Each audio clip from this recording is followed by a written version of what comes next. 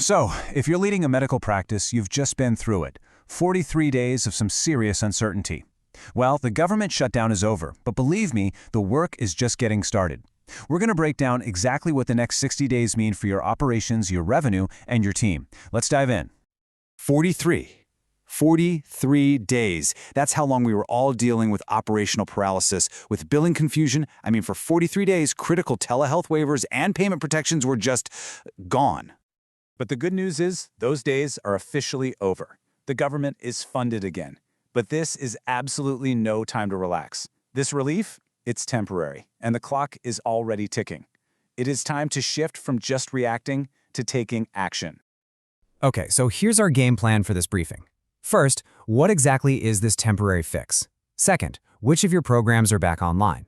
Third, and this is the most important part, what is your immediate action plan? And finally, we'll talk about this new funding cliff on the horizon and what other issues you need to keep your eye on.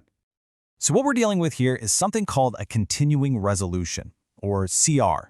It was signed back on November 12th. Now, this is not a permanent solution, not by a long shot. Think of it as a temporary patch.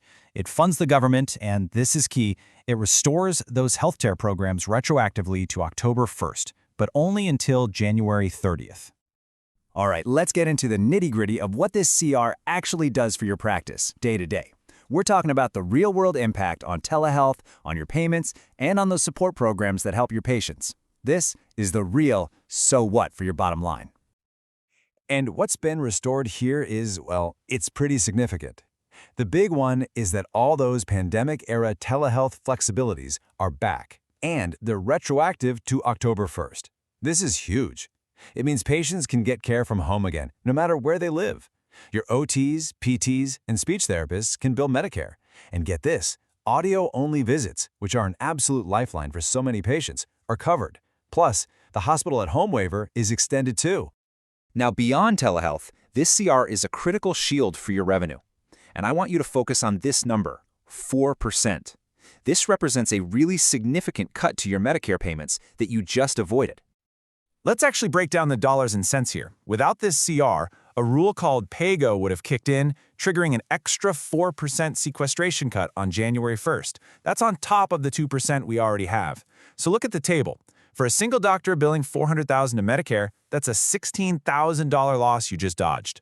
For a 10-physician practice, that's $160,000 in saved revenue. This thing directly protects your bottom line. Another big win in this CR is the restoration of something called the GPCI floor. This is vital, especially if your practice is in a rural or underserved area. Basically, it stops Medicare from cutting your payments just because you operate in a region that's considered lower cost. It really helps level the playing field and makes it easier to recruit and keep your staff. And finally, a few key safety net programs got their funding extended. Now, this isn't cash directly in your pocket, but it stabilizes the entire ecosystem you work in. It means your community health partners can keep taking care of your uninsured patients, and those programs that help you recruit new talent stay funded. All right, so that's the what. We know what's changed. Now for the really crucial part. What do you do now? This section is your immediate rubber-meets-the-road action plan to protect your revenue and make sure you're compliant in this new temporary landscape. First things first. Retroactive claims. For those 43 days, telehealth claims were basically in limbo. Your number one priority this week is to get on the phone with your Medicare Administrative Contractor, your MAC. Find out their timeline. Ask them, do we need to resubmit, or are you going to handle it? And critically, your revenue cycle team needs a spreadsheet to track every single one of those claims until that payment is in your bank account. With all these rules snapping back into place retroactively, this is the perfect moment for a quick compliance audit. Are you positive you're documenting the patient's location correctly? Are your place of service codes right? Even a small error now could lead to some painful takebacks later. And hey, make sure your clinical teams know that the in-person visit rule for behavioral health telehealth is delayed, but it's not gone for good. Okay, so we've put out the immediate fire. But, and this is a big but, we have to look ahead. This temporary fix expires on January 30th, and that creates what we're calling the next funding cliff.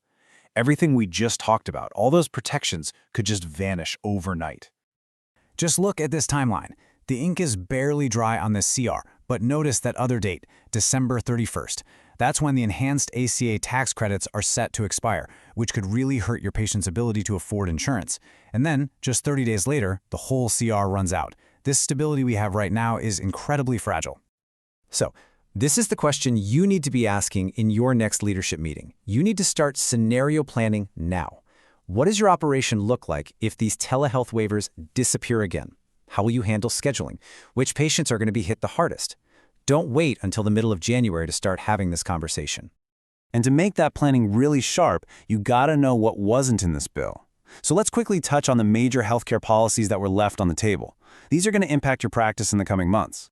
Keep 3 big things on your radar. First, those ACA tax credits that expire on New Year's Eve. If Congress doesn't extend them, you could see a real spike in your uninsured patient volume. Second, telehealth's future is still just temporary, and that makes it almost impossible to do any real long-term planning. And finally, if you run a lab, some very deep payment cuts are still on the books for the near future. So here's the thought I want to leave you with. This whole cycle of short-term patches and last-minute funding cliffs, it's exhausting. It creates chaos for your practice and for your patients.